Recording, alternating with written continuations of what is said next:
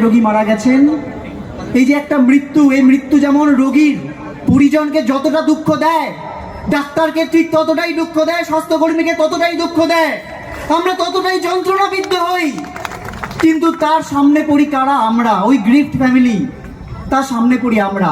আমরা তার জন্য বলেছিলাম কি অ্যাক্টিভ বেড স্ট্যাটাস করতে হবে, করেনি সরকার, বলেছে করতে পারবো না আমরা। তার জায়গায় কি বলা হচ্ছে? আমরা নাকি গণশত্রু, আমরা নাকি গণশত্রু, আমরা মানুষের কথা ভাবছি না। আমরা আবার এই যে কর্মবিরতিতে ফিরতে বাধ্য হলাম, কেন বাধ্য হলাম জানেন?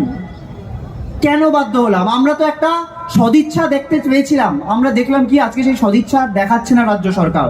তারা খেলিয়ে দিচ্ছে যে ডাক্তার স্বাস্থ্যকর্মীরা এক পক্ষ আর রোগীরা এক পক্ষ, উল্টো পক্ষ। আমরা আজকে এখান থেকে বলতে চাই, ডাক্তার স্বাস্থ্যকর্মী নার্স রোগী পরিজন সবাই একটা পক্ষে, আর তার উল্টো পক্ষে কেউ যদি থেকে থাকে তারা এই সরকার